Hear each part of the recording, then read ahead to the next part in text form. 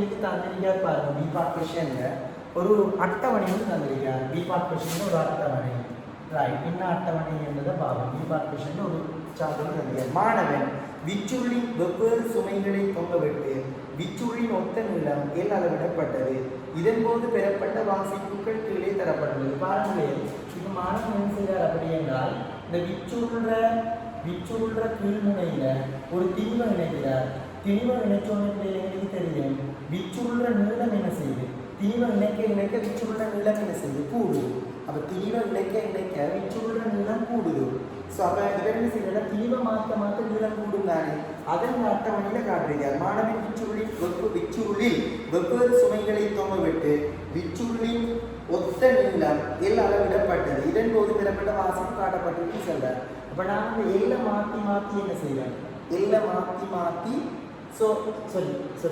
திணிவை மாற்றி அதுக்கு ஒத்த நீளத்தை என்ன செய்கிறாங்க அளந்து கொள்கிறேன் ரைட் எந்த காட்டப்பட்டு அப்போ இல்லை பாருங்க இங்கே இது நிறை டபிள்யூ நாங்கள் நினைக்கிற நிறை டபிள்யூ ஸோ அது வந்து நியூட்டனில் அளவிடப்படுதுன்னு சொல்கிறார் அதே நேரம் அந்த நாங்கள் நிறை நினைச்சா அப்புறம் விச்சுருள் வீழ்ச்சி அடைந்த நிலையில் சமநிலையில் தொங்கும் அந்த நேரம் விச்சுருள்ற நீளம் ஏழு ஸோ அது சென்டிமீட்டரில் காட்டப்பட்டிருக்குது 2020 பாஸ்பேட்டில் பார்த்தீங்கன்னா இதில் என்னென்னா நாங்கள் சுமையை மாற்ற நீட்சி மாறுற மாதிரி தான் நான் டேபிள் தந்திருக்காரு ஒரு பாருங்க அதை இது கொஞ்சம் மாறி தந்திருக்காரு இல்லையா அதே சாயம் தான் இதில் பாருங்க முதலாவது நிறை பூச்சி அந்த பிளே விச்சுள்ள எந்த சுமையும் இணைக்கப்படவில்லை அப்படி என்றால் அந்த நேரம் காட்டப்படுகிற 5.2 சென்டிமீட்டர் என்ற வாசிப்பு விச்சுளின் உண்மை நிலத்தை தரேன் இப்போ பாருங்க நிறை என்னவாக்கப்படுது 0.2 ஆக அதிகரிக்கப்படுது நிறை வந்து 0.2 அந்த நேரம் வாசிப்பெண்ண 7.9 ஸோ அடுத்தது பாருங்க நிறை 0.39 ஸோ அந்த நேரம் வாசிப்பெண்ண 12 ஸோ அடுத்தது பாருங்க ஸோ அடுத்தது 0.59 ஸோ அந்த நேரம் வாசிப்பு 13.4 ஸோ அடுத்தது பாருங்க 0.78 ஸோ அந்த நேரம் வாசிப்பு 16 சொல்லிட்டு இருக்குது இல்லைங்களா கணிக்கிறது ரைட் இப்போ பாருங்க இப்படி தந்திருக்காரு அப்போ நார்மலாக நாங்கள் சுமை அதாவது திணிவை அதிகரிக்கிறதுக்குள்ள நிறைய கூடும் ஸோ அந்த நார்மலாக திணிவை நிறைய கூட்டைக்குள்ள என்ன கூடுது நீட்சி கூடுது சுருட மொத்த நிலம் என்ன செய்யுது கூடுது அப்போ இது மொத்த நிலம் கூடுதலை காட்டுறாரு ரைட் இது ஒரு சார்ட் ஸோ இது நார்மலாக காட்டுறாரு இப்போ பாருங்க முதலாவது ரோமன் இலக்கம் ஒன்றை பாருங்க ரோமன் இலக்கம் 1 அப்போ ரோமன் இலக்கம் 1 சொல்ற பரிசோதனை அளவீடுகளில் இருந்து மாணவன் என்ன முடிவினை பெறலாம் இந்த டேபிளை பார்த்துட்டு சொல்லுங்க பார்ப்போம் மாணவன் என்ன முடிவுக்கு வரையில நீங்கள் என்ன முடிவுக்கு வருவீங்க இந்த டேபிளை பார்த்தா எங்களுக்கு தெரியும் ஸோ என்ன நாங்கள் நிறையை அதிகரிக்கும் போது விச்சுள்ளின் நீளம் என்ன செய்யுது அதிகரிக்குது இல்லையா பரிசோதனை அளவீடு இந்த டேபிளை பார்த்து போட்டு மாணவன் என்ன முடிவினை பெறலாம் அப்படின்னு கேட்டால் சுமை அதிகரிக்கப்படுகிறது விச்சுள்ளின் நீளம் அதிகரிக்கிறது அப்படின்றத மென்ஷன் பண்ணணும் சரிதாங்க ரைட் ஸோ இப்போ பாருங்க ரெண்டாவது கேள்வி கிராஃபன் கார்டு ரெண்டாவது கிராஃபன் கார்டில் பாருங்க இருக்கா ஸோ அடுத்த சைடில் கிராஃபம் சொல்கிறார் மாணவன் நீளத்திற்கும் சுமைக்குமான வரைவை வரையலாம் ஒரு கிராஃபன் கார்டு வரை நீளத்துக்கும் சுமைக்குமான வரைவை என்ன செய்கிறாராம் வரைகிறார் ஸோ அந்த கிராஃப் பேரமில் இப்படி இருக்குது இந்த கிராஃப் இப்படி இருக்குது அது நோம்புனா அந்த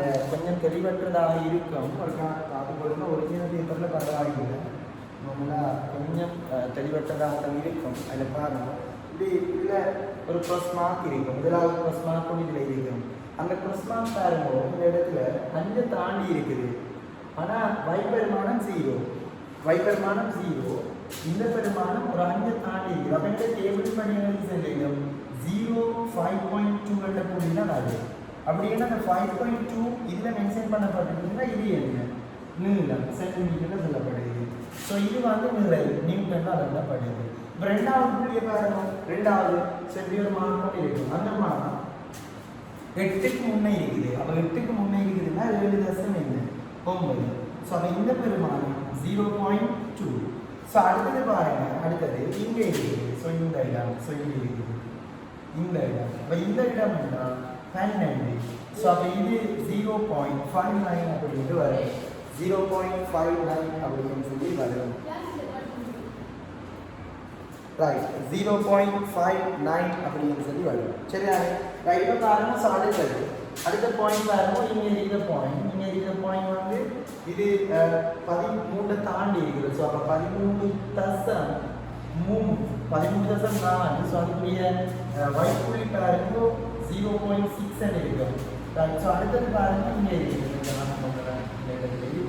ஸோ இதுவும் சரியான கிராஃபில் உள்ள புள்ளி எக்ஸ் புள்ளி 14 ஸோ இங்கே y புள்ளி இருக்குது 0.8 இருக்குது இல்லை ஸோ அதை நீங்கள் சொல்லிடும் என்ன 0.78 அப்படின்னு சொல்லிடும் இதில் ஒரே ஒரு புள்ளி மாத்திரம் கிராஃபுக்கு வழி இருக்குது மீதி புள்ளிகளை அந்த ஃபர்ஸ்ட் மார்க்கில் காட்டுது இல்லையா ரைட் இப்போ மாணவன் நீளத்திற்கும் சுமைக்குமான வரைவை வரைவான் மீண்டும் அட்டவணை இது தொடர்ந்து அடுத்த பேஜில் எங்களுக்கு கிராஃபை காட்டுகிறாருன்னா அட்டவணையை வச்சுக்கொண்டு எங்களுக்கு சொல்ல தெரியும் கிராஃபில் y அச்சில் என்ன குறிக்கப்பட்டிருக்குது எக்ஸ் அச்சில் என்ன குறிக்கப்பட்டிருக்குது மென்ஷன் பண்ண தெரியும் சரியா அப்போ இதில் பாருங்க வரைவினை அவதானித்து எப்பெருமானம் சரி செய்யப்பட வேண்டும் எந்த பெருமானம் சரி செய்யப்பட வேண்டும் அப்படின்னு சொல்லி கேட்குறாரு அப்போ இதில் எங்களுக்கு தெரியும் இந்த புள்ளி மாத்திரம் சரி செய்யப்படுவோம் இப்போ நான் அதை சும்மா கொடுக்கலாம் அந்த பெருமானம் சரி செய்யப்பட வேண்டும் இடத்துல ஒரு புள்ளி மிஸ் ஆக மாதிரி இருக்கு இல்லையா நீங்கள் 0.7 இல்லையா மிஸ் ஆகுது ரைட் இது 0.6க்கு சரி 0.6க்கு சரி 0.6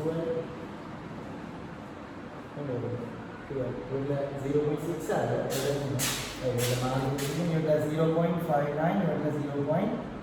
0.39 வரும் அப்போ 0.3912 இந்த பெருமதி தான் மாறி இருக்குது பாருங்க முதலாவது கேள்வி வரைவினை அவதானித்து எப்பெருமானம் சரி செய்ய வேண்டிய தேவை உள்ளது கேட்கிறார் எந்த பெருமானத்தை சரி செய்யணும்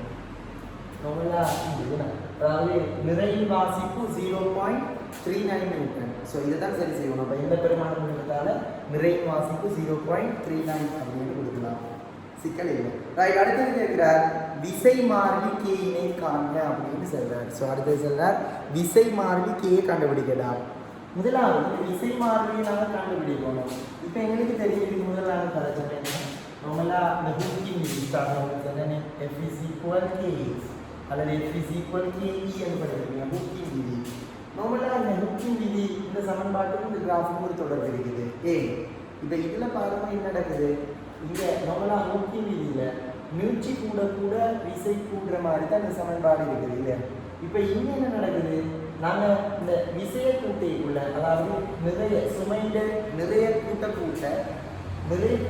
விசையை கூட்ட யார் கூடுது நீட்சி கூடுது ஆனால் இந்த அட்டவணையில் யார் கூடுற மாதிரி சொன்னீங்க விச்சுள்ள மொத்த நிலம் அப்போ இதில் காரணம் இந்த இடத்துல சுமை இணைக்கப்படாத நிலையில் விச்சுள்ள மொத்த நிலம் 5.2 அப்படி என்ன இதானே என்ன விச்சுள்ள ஆரம்ப நிலம் மேலோடு கிடைக்கிறோம் இப்போ பாருங்க இப்போ எங்களுக்கு தெரியும் எல்லுக்கும் விசைக்குமான கிராஃப் தான் இங்கே காட்டப்பட்டிருக்குது ஆனால் எங்களுக்கு சமன்பாடு தெரியும் நீட்சிக்கும் விசை அப்போ இந்த சமன்பாட்டை வச்சுக்கொண்டு கிராஃபை சமன்பாடு என்னன்றதை கண்டுபிடிக்கணும் எப்படி வேற இப்போ F is equal to kx அப்போ இந்த F வந்து எடுப்போம் நாங்கள் திணிவுட நிறைய F வந்து எடுப்போம் சிக்கல் இல்லை இங்கே கே இங்கே நீட்சிக்கு என்ன போடுவது நீட்சிக்கு சில இப்போ நாங்கள் F வந்து ஃபோர்ஸ் தாக்கிக்குள்ள விச்சுள்ள மொத்த நிலம் தானே எங்களுக்கு தேவையான நீட்சி அப்போ மொத்த நிலம் இல்லைன்னா எல்லையிலிருந்து உண்மை நிலத்தை கழிக்கிறதுனா நீட்சி வரும் அப்போ இங்கே எல் மைனஸ் எல்லோட கூடிய இதுதான் நீட்சியாக இருக்கும்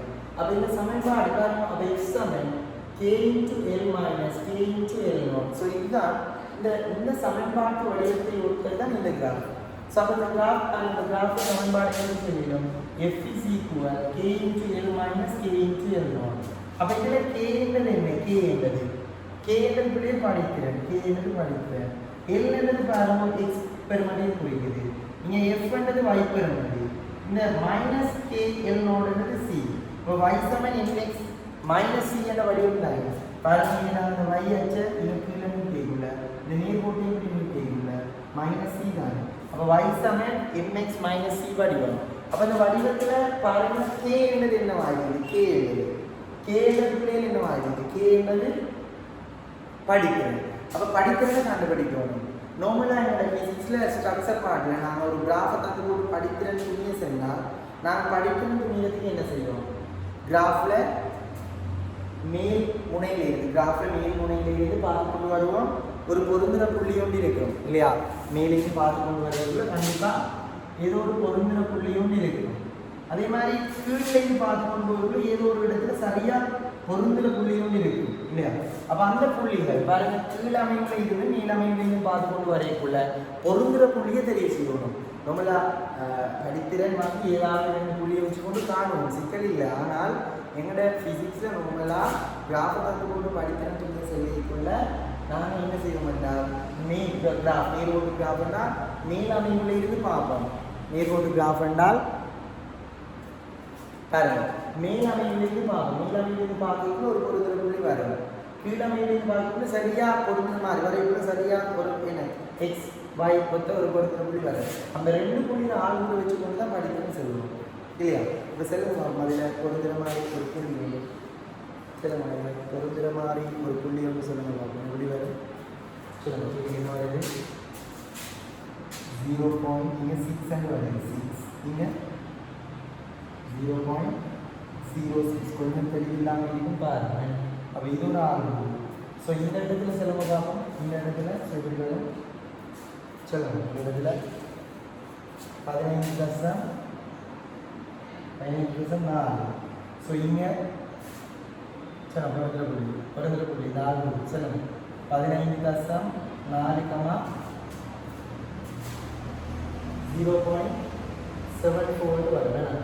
இந்த இடம் என்ன எடுத்தாலும் 6,0.06 வரும். இதை வச்சுக்கொண்டு அப்போ எங்களுக்கு காணும் என்ன வையாளுடைய வித்தியாசத்துக்கு எக்ஸாளுடைய வித்தியாசம். ஸோ அப்போ இந்த படிக்கிற கேசாமை நோலாக எது வரும்? 0.74 மைனஸ் 0.06 வரும். கீழே 15.4 கழிப்போம் 6. ஸோ மேலுக்கு எங்களுக்கு நியூட்டனில் வருது, சிக்கல் இல்லை. ஆனால் கீழுக்கு எங்களுக்கு வருது சென்டிமீட்டர். அப்போ சென்டிமீட்டரை நியூட்டனாக 100ஆல் பிரிக்கணும், அல்லது 10 மறைவிட்டால் பிரிக்கும். நீங்கள் சென்டிமீட்டர் கொடுக்கும். இதை சுருக்கிக்குள்ள வாரான்னு சொல்லுங்க. செக் பண்ணி கொள்வோம். சுருக்கிக்குள்ள வாரான்னு சொல்லுங்க. 2 நியூட்டன் இல்லையா? 7.1 சுருக்கிக்குள்ள வேணும். அது பரவும் கண்டிப்பாக எங்களுக்கு என்னென்றால் ஃபைனலில் அந்த ஆல்பங்களை செலக்ட் பண்ணுறதுக்கு ஒரு புள்ளி தருவார், மிக முக்கியம் வேணாம். ரைட். ஸோ அடுத்த பாண்டுக்குள்ளே போவோம். அடுத்த பாண்டுக்குள்ளே போவோம் பாருங்க. சி பார்ட் கொஸ்டின் பாருங்க. மாணவன் படிகள் அகற்றப்பட்டு முன்னூறு அமைக்கப்பட்ட களிமண் உண்டையை தொங்க விட்டான். இப்போ பாருங்க, இந்த கேள்வி தொடர்ந்து போகிறார். ஸோ இதில் கிராஃப் பார்ட் தொடர்ந்து போகிறார் பார்ப்போம். இப்போ மாணவன் என்ன செய்கிறாராம்? ஒரு மாணவன் பாருங்க, படிகள்னு சொல்கிறது நம்மளாம் அந்த விச்சு நிறைப்படி அகற்றி போட்டு இந்த இடத்துல ஒரு என்னத்தை பயன்படுத்துகிறார்? ஒரு களிமண் நீளூர் அமைக்கப்பட்ட களிமண் உருண்டையை தொங்க விட்டார். ஸோ இதன் போது விச்சுள்ள நீளம் மீட்சி செல்ல விச்சுள்ள நீளம் என்னவா? 8.4 சென்டிமீட்டர் அப்படின்னு சொல்றார். இக்களிமண் உருண்டையும் தீவை கண்டுபிடிக்கலாம். இதில் தீவை கண்டுபிடிக்க வேணும். அப்போ இதில் தீவை எப்படி கண்டுபிடிப்போம் சொல்லுங்க பாபம். அப்போ இதை தீவை எப்படி கண்டுபிடிப்போம்? நான் ஆல்ரெடி இந்த சமன்பாடு ஆரம்பிச்சேன். கிராஃப சமன்பாடு எப்படி வரும் சொல்லுங்க. சமன் கே இன்ட்டு நான் கேயை பொதுவெடுத்தோம் அப்படின்னா எல் மைனஸ் எல்லோட எழுதிடும். அப்போ நீங்கள் எஃப்தான் கேள்வி இசையை கண்டமெண்டா தினிவசம் கே வந்து நாங்கள் சுருக்கி எடுத்தேன். நீங்கள் சுருக்கி எடுத்த பெருமானது போடுங்க. இங்கே எல்லுக்கு பதிலாக என்ன போடுங்க? எல்லுக்கு பதிலாக எல்லுன்றது 8.4 எல்லோடன்றது விச்சுள்ள உண்மை நீளம் சுமை இணைக்கப்படாத நிலையில் அட்டவணை செல்லுது 5.2 உண்டு. இது சென்டிமீட்டர் இல்லையா? சென்டிமீட்டரில் பிள்ளை மீட்டராமத்தை 10 மறைந்தால் பெருக்கும். பெருக்கி சுருக்கினம் அப்படி என்றால் என்ன ஆன்சர் வருது சொல்லுவோம். சுருக்கிக்குள்ள என்ன ஆன்சர் வருது? 0.23 நியூட்டன் வரும். அப்போ என்கிட்ட தீயும் கேட்டபடியால் கிலோகிராமில் சொல்லுவோம். எப்படி வரும்? 10ஆல் பிரிச்சு விட்டோம்னா 0.023 கிலோகிராம் அப்படின்னு வரும்.